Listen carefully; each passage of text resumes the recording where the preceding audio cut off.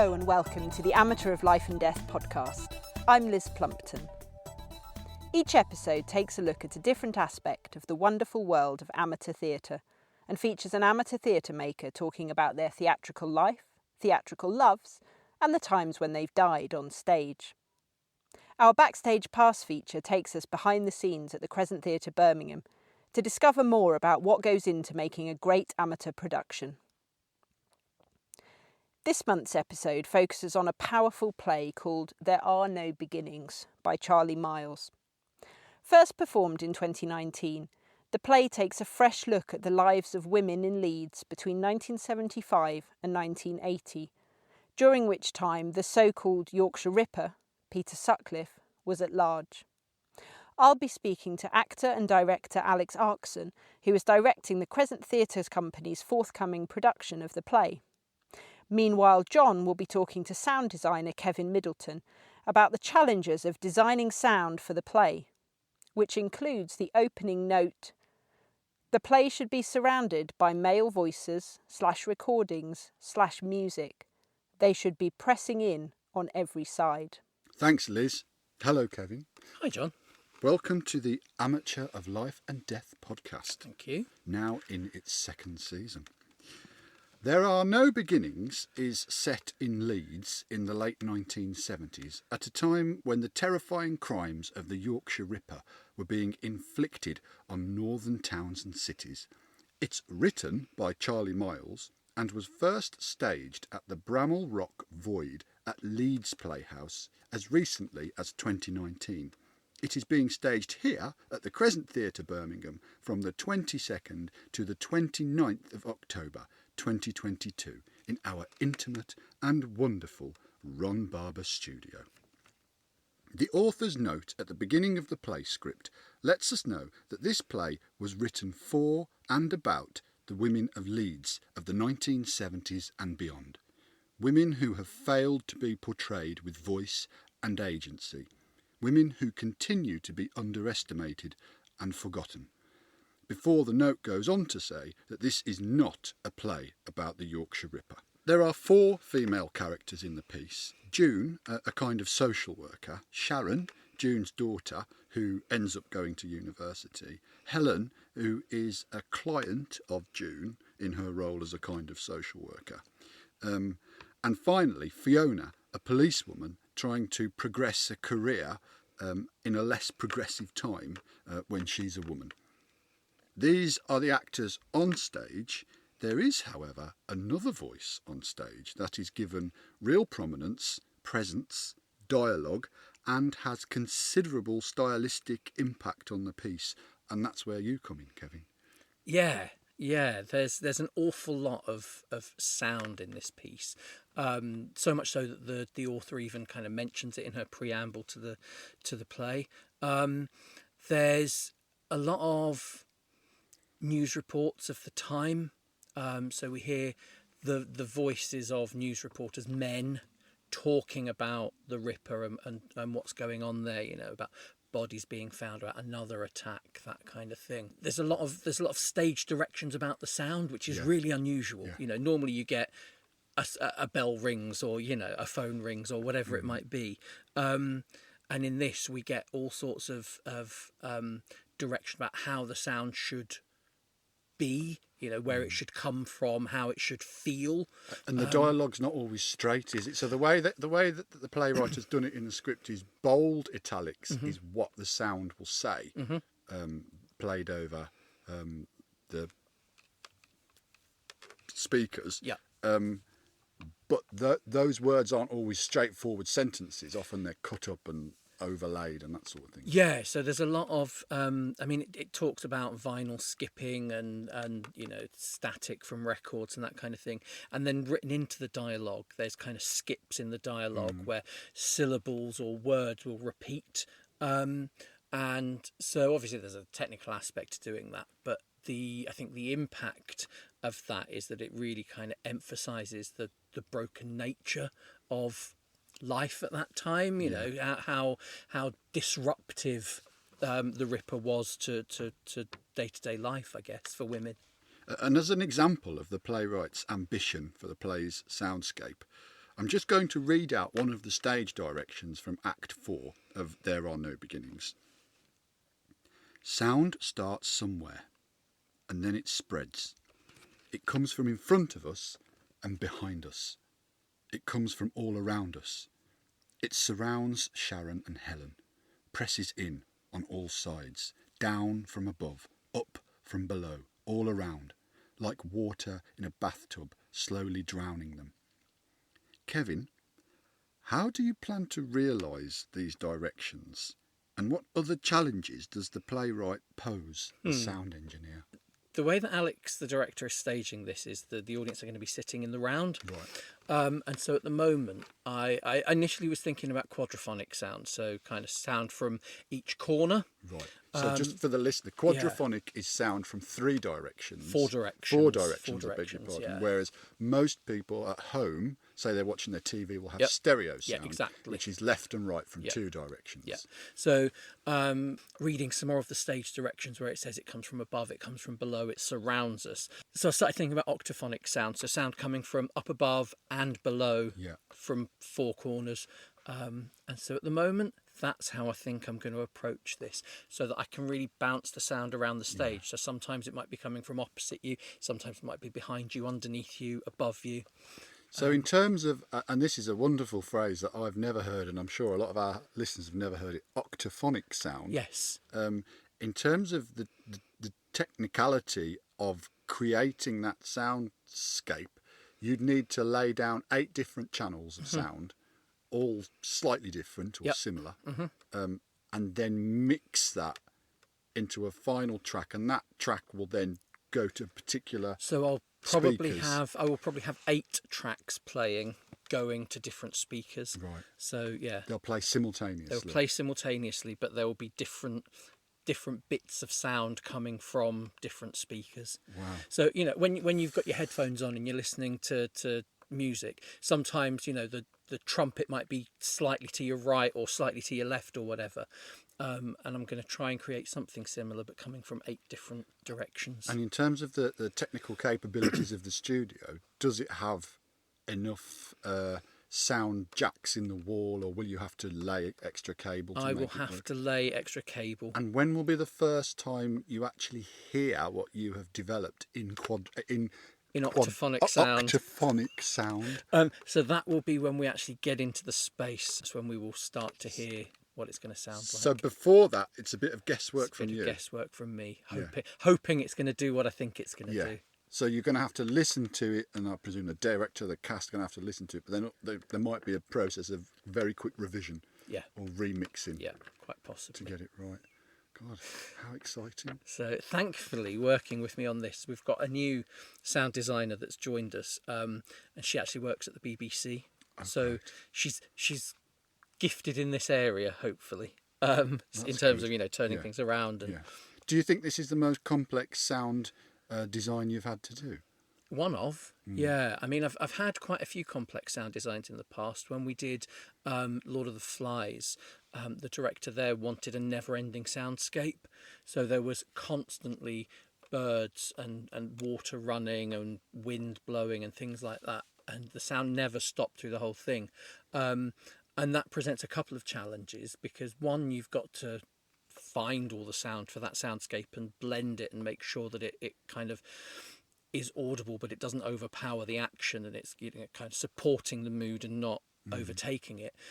But equally, once you've got something playing and you've got a soundscape like that, there are bits that come in and go, and if we're in a technical rehearsal and we decide we're going to stop and go back, and I have to stop the sound, then it's like, we're going to have to wait 5 minutes, guys, because we've got to get all these tracks to get to the right point before we carry on. Oh, I see. So it presents challenges that way. So it's not easy to skip forwards and back. Not always. In that scenario, it's not. This one, it will be much easier to skip forwards and back. Although there's a bit of me that thinks I kind of want there to always be some sound in this.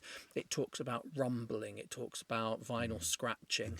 And static. And I just wonder if there should always be something going on sonically, even if it's kind of just some low-level white noise or static in the background, just so that we're never left alone. Because I think part of the purpose of these recordings, these male voices. All the recordings are male voices. There's no men on stage, but we are surrounded by, oppressed by at times. I think oppressed is the right word here, and that's the sort of menacing background presence of the Ripper. Yeah, who sort of is always there but never there. Exactly, and so I'm kind of, and that's where I'm coming from. Always there. I don't think there should be any let up from the oppression, and so I'm.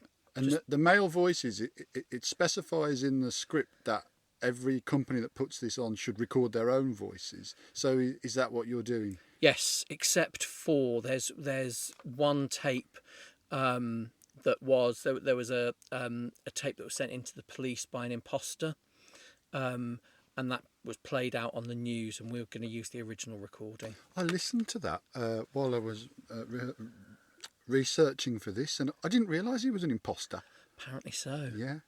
But the first time I heard it, I thought it was the real guy. He He does have quite a sort of robotic, ghostly, menacing voice. Yeah. And the actors that you've got for this, is it just one actor you're going to record lots of times? So we've already recorded them. We've recorded 4 or 5 different actors, because the thinking is these are the news reports, and you would have had different news readers. You might have the local news, you might have the national news, And just a slight change of subject, Kevin. As well as lending your hand to sound and getting your head round octaphonic sound. Have I got that right? You have got that right, yeah. Octaphonic sound. You have another important role in the theatre. Can you tell us about that? Yes. So I edit this podcast. Oh, yes. There's another one on top of that. I think, are you getting at the fact that I'm the chairman of the theatre? Yes, so you're sort of at the top of the tree, really. Kinda. Yeah, so I'm the chairman. I took over a couple of years back as chair. So I don't know what to say about it. Well, the next question will tell you what to say. What's it like to be chairman? Horrible. What does it mean in practice? And how much of your time does it take up? It takes up a lot of my time.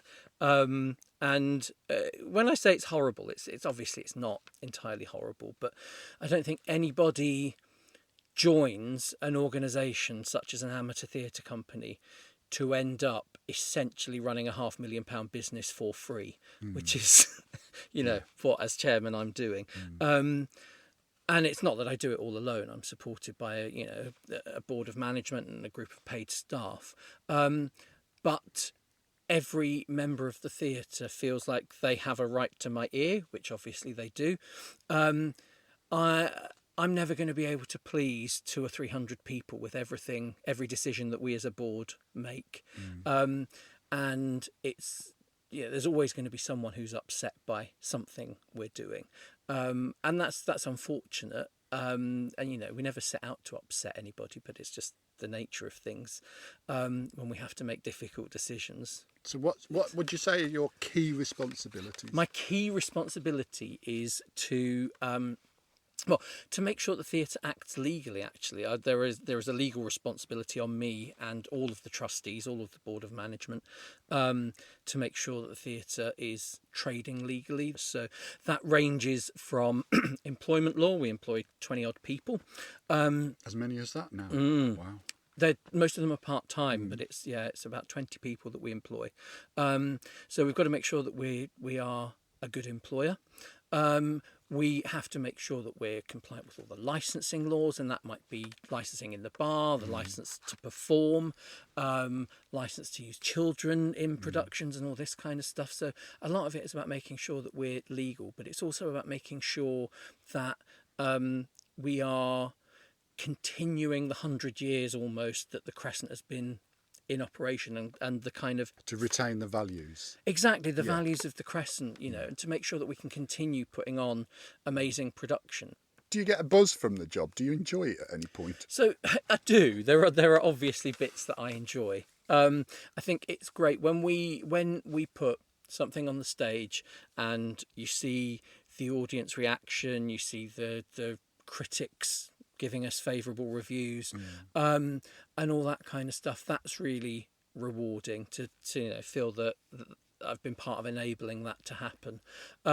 It's really rewarding when I talk to some of our staff members and they talk about how much they enjoy working here. We recognise that we can't pay the top rates that some of the other professional theatres are paying, but we can try to offer a friendly and supportive workplace, and people really appreciate that. And we give people that space to learn, to grow. And we recognise that people come here, they learn, they grow, and they move on. And that's unfortunately a fact of life. But, it does mean that we're doing some good in the world because they're moving on and they're making something of their lives, doing something they enjoy. Yeah, and making theatre in this part of the world stronger. Absolutely. Which that's an achievement as well, isn't it? And how did you end up in the role that you How did I end up in the role? So my predecessor, Andrew Lowry, found himself in a situation where he had to return to his native Scotland. And this was during lockdown. And so we were chatting for about 6 months about whether I was even interested in taking on the role. Because it would be at a point, so the role is an elected role. It goes out to the membership to vote on. Anyone can stand against me if they want to take it on. That's all part of the constitution. But because Andrew was leaving mid-term, we needed to put someone in. So prior to being the chairman, I was the treasurer for about 5 years. Okay. So I was a senior member of the board. And that's not an insignificant role, no, is it? So I had a detailed understanding of all the finances and the business activities that were going on. I kind of had a decent understanding of what was involved. And as I say, we chatted for about 6 months once he knew that he was going to be going back to Scotland about whether I would stand in until the next set of elections, and kind of reluctantly I agreed to do it. I was nervous because I think Andrew had retired, so he had more time to devote to the role. He wasn't always retired when he was in the role, but at that point he was. I work full time, and it is a big time commitment to take absolutely. this on. It's a dedication, really. Kind of is. I'm here pretty much 7 days a week, even if it's only for a couple of hours. It's a vocation, not a job, really. Yeah, and as I say, no one joins an amateur theatre group thinking, I'll do all the administration. That's what I'm joining for. And so for all the people that take on these administrative roles on the board, heads of section, all those thankless jobs that if no one did them, the theatre would fail to exist. Someone needs to do all that stuff. And so I'm just incredibly grateful to all those people that support me and support the theatre. They're unsung heroes, aren't they? They're enablers. Absolutely. Because when you watch an actor on stage, that actor is very visible. And you know that person is involved, and you know what they've achieved, and you know what they've done. Yeah. But you don't know what paper's been shuffled over what desk in the background. That is just goes, if a tree falls in the woods and nobody sees it, did it even happen? And and I think some of what we do is so hidden. I guess that's a good thing that people aren't aware of it, happening, because it's just happening seamlessly, and we keep it in the background and it just happens. But there is a lot of stuff that needs to happen to keep an organisation like this afloat. And I'm just incredibly grateful to all the people who support me in making that happen. Yeah, well done. Keep going. Thank you. Keep trucking. And finally, we are now in season 2 of the Amateur of Life and Death podcast. We are. So the time is right to unleash upon the world our quick-fire, scattergun guest interrogation technique, backstage binaries. I will fire word pairings at you. Okay. Make your choices and reveal yourself. You ready? Ready. On stage or backstage? Backstage. Studio or main house? Main house. Act or direct? Direct. Lighting or sound? Sound. Rehearsal or performance? Oh, rehearsal. Tech or dress? Strangely, tech. Everyone hates a tech. Controversial. Sing or dance? Oh, that's a difficult one. Sing. Hair or makeup? I haven't got hair, so it'll have to be makeup. Modern or period? Modern. Comedy or tragedy? Comedy. Set or props? Ooh, props. Shakespeare or Sondheim? Sondheim. That's actually really revealing and interesting. Is it? Yeah, I think so. It's What's the first time revealing we've done about that. it? But, What did you hear that you didn't expect to hear? I didn't expect you to say tech. I didn't expect you to say comedy. I suppose actually thinking about what you've directed and stuff, I've directed a fair amount of comedy. Yeah. And even when I've directed fairly tragic stuff, there's been some comedy in it. Yeah. And modern or period? You said modern. I'm a very modern boy. Yeah. Fascinating. Well, Kevin, thank you so much for coming on our podcast. We've learned a lot about octophonic sound.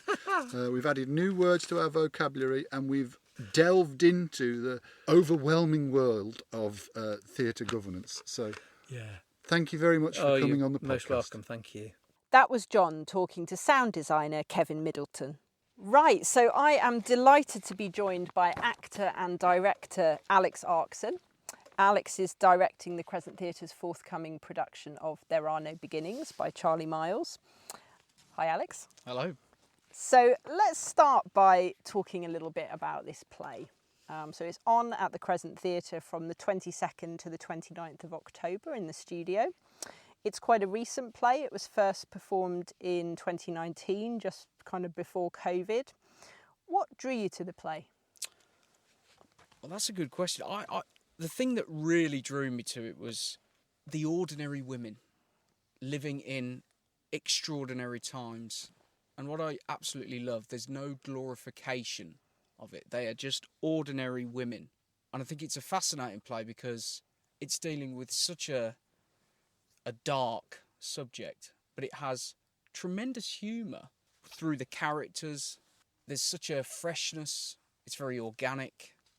So the play begins with the actor playing June, and that's how the part is described in the script. Yep. It says the actor playing June, speaking the following lines. There are no beginnings. There are no endings.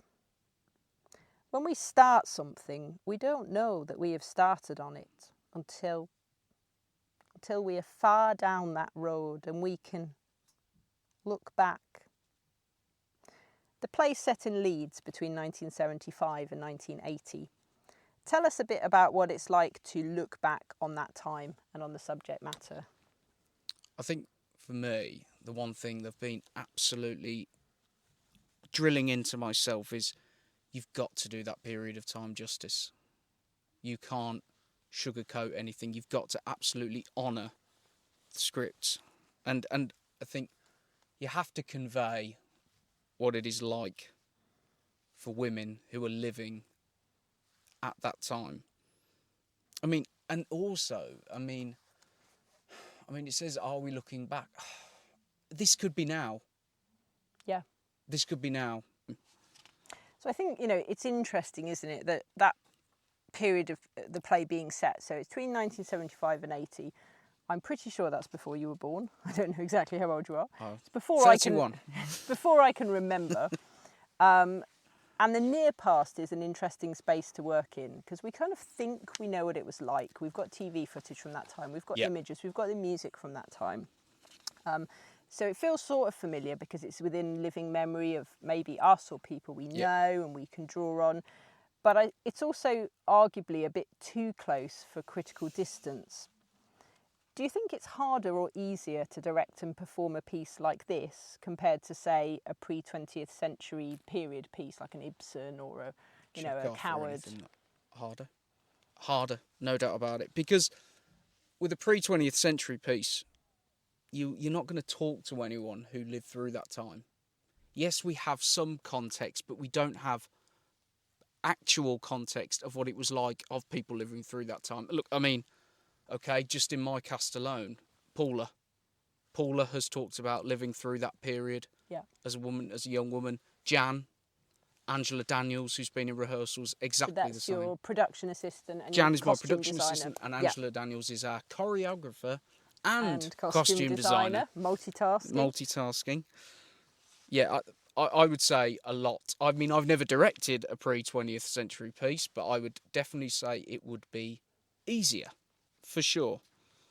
I think, you know, what's interesting, if I reflect on that sort of time period, in some ways it is just as remote as, you know, the early 1900s, because life in the world has changed so much. Yeah. That's a pre-social media time. Yep. That's, you know, all of that, pre-digital, pre-internet.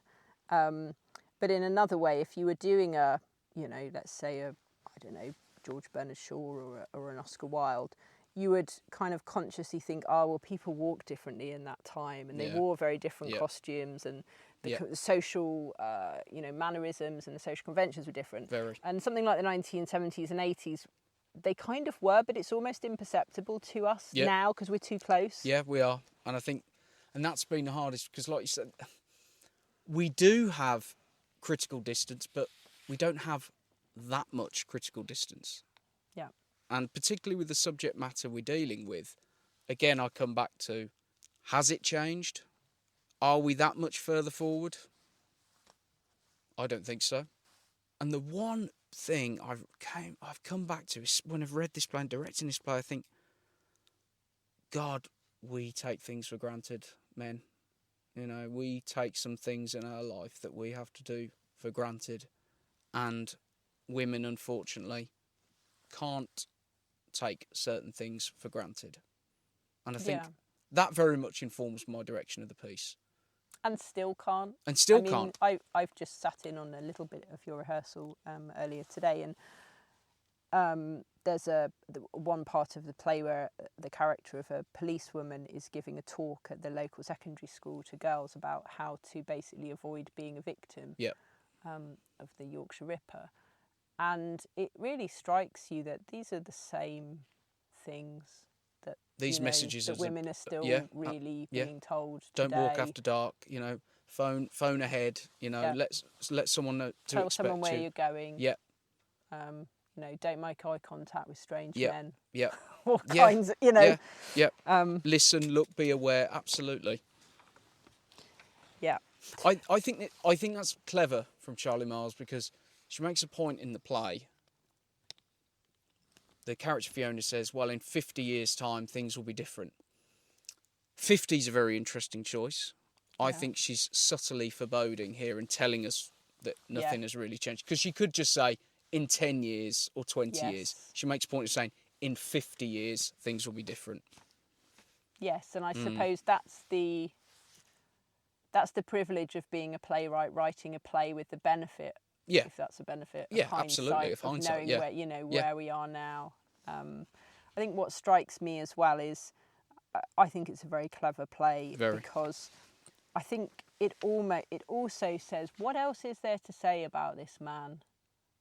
Like, the media world, and that's now, you know, multiple sources, YouTube, Netflix, also, you know, all the different ways that we consume media, is really saturated with true crime. Yeah, absolutely. You know, I mentioned to somebody a couple of weeks ago, we're doing this play called There Are No Beginnings, and it's sort of set during the time of the Yorkshire Ripper, and they said, oh, is it a true crime thing about Peter Sutcliffe? And I said, no. It's the opposite of that, whatever the opposite of that is. Because, you know, we're very familiar with that genre. And I understand the appeal, you know, you know, there is a fascination, Sure. I get that. Yeah. But I think by saying I'm going to set a play during this time with the backdrop of these crimes, but actually I'm not interested in saying anything about this man. No. What else is there to say? And really, who cares? And why are we focusing on him? Yeah. It's about the women who lived through this period. So we've touched on this a little bit already, but dramatisations of the events surrounding serial killers and their crimes can tend to glorify male violence. And there's also this kind of fascination with the mystery surrounding the hunt for the murderer. So if you look at screen dramas over the years about both Peter Sutcliffe and about Jack the Ripper, who was never caught 100 years earlier, the killer, his nicknames, his methods, the hunt for him is always very front and centre, and it can often feel like female victims are just relegated to gory cameos. Yeah. Charley Miles has made a very deliberate choice in this play that we never hear the killer's name. The stage becomes a platform for women's voices and women's experiences. Has that decision by the playwright affected how you've approached the play and the subject matter with your cast in rehearsals? Well, I've always said you're the crux of this. Every rehearsal, this story is about you. You four women, Helen, Sharon, June, Fiona. And I think that's really important because, like you say, there isn't a character in the piece called Peter Sutcliffe. It's these 4 women. And it's very interesting, all the male figures in the play, they're referenced, but we never see them. I mean, Dennis is always out dry, you know, he's that's a long... June's husband. Yeah, he's parking that car for a long time, isn't it? You know, and I think that's a very clever and deliberate choice to show that it is about the women. And a male character would actually take away from what Charley Miles has created with this play, I think. Yeah. I guess I'm always interested in sort of why now, like why this play now? What does this play have to say about women's lives today? And some of the recent cases that we've spoken about have sadly happened since this play was written and performed in 2019. So we've had the murders of Sarah Everard, Sabina Nessa, Bieber Henry and Nicole Smallman, who we touched on earlier. What do you think this play has to say about women's lives in 2022? That it's still happening. It's still, I mean, I read something on BBC News the other day, and it was from July. 16 women alone in London in the last year had been murdered at the hands of a male. And we're in 2021. I mean the play is, I think Charley Miles is saying that it's still happening. We're not much further forward. Well, we're not. I mean, you look recently, there was the Reclaim the Night I think it was the Sarah Everard. Yes, there was a vigil in London, and that was while there were still COVID lockdown restrictions. It was quite controversial, the actions of the police very. In trying to prevent that people congregating there. The play touches on the beginnings of the Reclaim the Night movement. Yep. Let's say a little bit about that aspect of it. Well, it's it's the birth of it, isn't it? Yeah. There's a really interesting... there's so many... It's such the play is fascinating in terms of the dialogue. And there's a point in the play where Sharon says, how can you fancy men after all they're doing, you know? And it's really interesting. Why should we have to stay? Because they're told, I believe, to stay in, I think, 8 o'clock, 8:30 is their... a curfew. Almost. Curfew for all women in Leeds at that time, not out after dark. Well, it should be men who have that curfew on them, not women. And I think that the actions of those curfews, the police, I think that brought the women out onto the streets. And I mean, if you look at the pictures from the 1970s, Reclaim the Night movement, it's absolutely amazing. The sheer number of women in Leeds, and I believe that women came from across the country to come to this particular march, and that's the power of uniting it's collective action, isn't it? There's that line in the play, you know, do you ever think that it's just one man doing all of this? One pathetic boy. Yeah. That's a very and that why should that one, and I suppose that, you know, the play speaks to this, why should that one evil individual be given so much power over so many women? Why should it be defining your existence almost? Yeah. And, you know, I mean, Charley Miles did a lot of research in writing this play. She spoke to a lot of women who'd lived in Leeds through that period, including her own mother, about what it was like and what it felt like at that time. And it was just became a way of life. Yeah. You know, you don't walk and get the bus on your own. You don't go, you know, you phone somebody, and you know, those sort of modifications to behaviour just became quite ingrained. Yeah. Thank you very much, Alex. That's been really interesting. Thank you. Let's move now to our stock questions. little bit more, possibly a little bit more light-hearted. Okay. I don't know. So we like to ask everybody these questions about their experiences in theatre. And I should say that although we're talking about an amateur production, you are a professional actor. So tell us about your first love.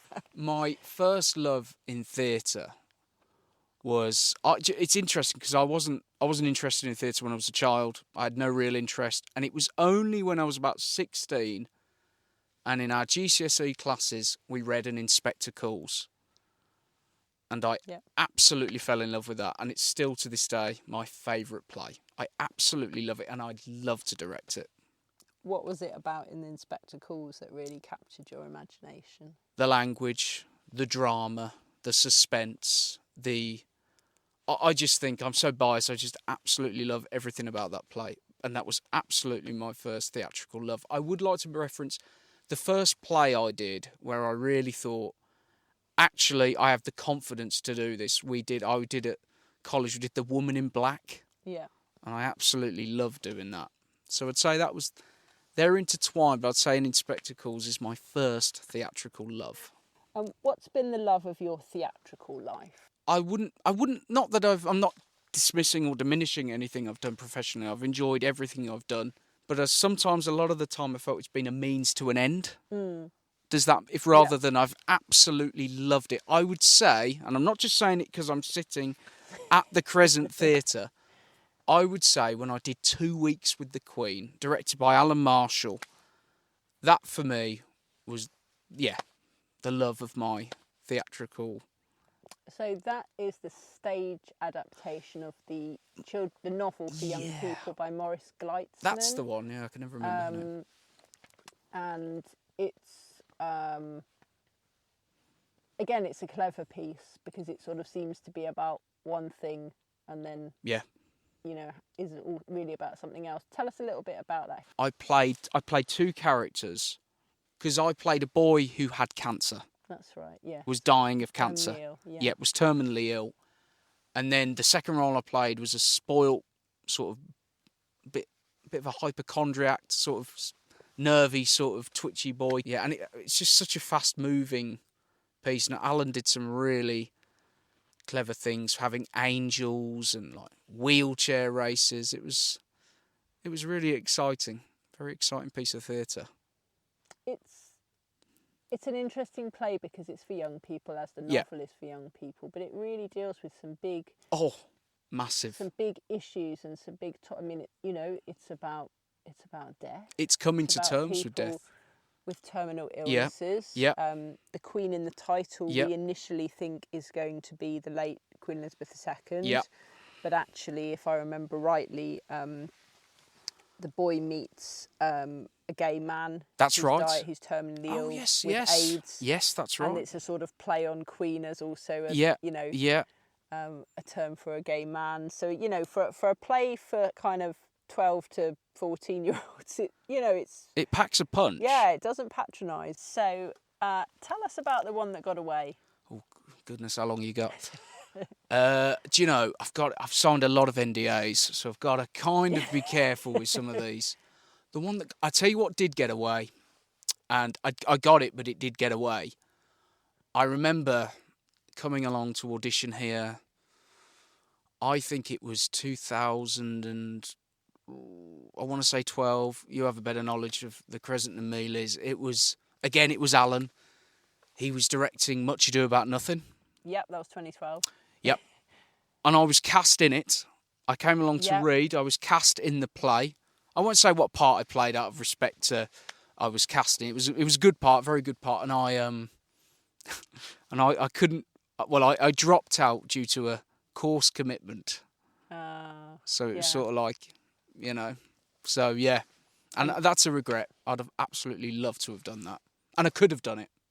Yes, I could have done it. You had the opportunity, but circumstances prevented it. Well, again, I could have. I mean, I thought, I panicked. I'm meant to be auditioning for drama school. I got a bit scatterbrained. I'm going to have to drop out of doing this. But I could have done it. That's a regret, for sure. Okay, and tell us about a time when you died on stage. Oh. Literally or metaphorically? I'll go metaphorically on this. I mean, I was dying in 2 Weeks with the Queen in one of the characters. Yes, of but it's not the instance I was going to say. And this is a professional production. We were doing a tour of Aladdin, and we had a big show at the Chiswick Town Hall. This was a massive show. There was thousands upon thousands of kids there. There was town mayors, people very important in the town. Anyway, the night before, we'd gone out as a cast for a curry. Yep. And I had a Vindaloo. Big mistake. 9:30 in the morning, playing wishy-washy. Yeah, I think, without going into the gory details, I think that was definitely a struggle and a challenge. I have to say that one. I don't think anything can trump that one. Did you get through it? Just about. With great difficulty, because there wasn't an interval. But I just about managed to get through it. Just about. Wow. And were you on stage a lot? The whole time. Because he's literally conducting the piece, isn't he? He would... I'd go backstage, if I was lucky, for about 30 seconds. With Widow Twanky's help, I got through it. Yeah. These things happen. These things happen, yeah. Is there anything else you'd like to talk about, Alex? No, I've really enjoyed actually having a nice chat. It's been very nice. I was a bit nervous before I came on, but actually it's been really nice, really relaxed. Thank you for having me. Oh, thank you for coming on the podcast. And we look forward to seeing There Are No Beginnings, which opens on the 22nd of October. To the 29th. To the 29th in the Crescent Studio. Yeah. Thanks very much. Thank you for listening to the Amateur of Life and Death podcast. If you'd like to listen to more, make sure you subscribe at podcast.crescent-theatre.co.uk or via Spotify or Apple Podcasts to get the next episode. You can find out more about the Crescent Theatre Birmingham and our upcoming productions, including There Are No Beginnings, by visiting www.crescent-theatre.co.uk or by following us on social media.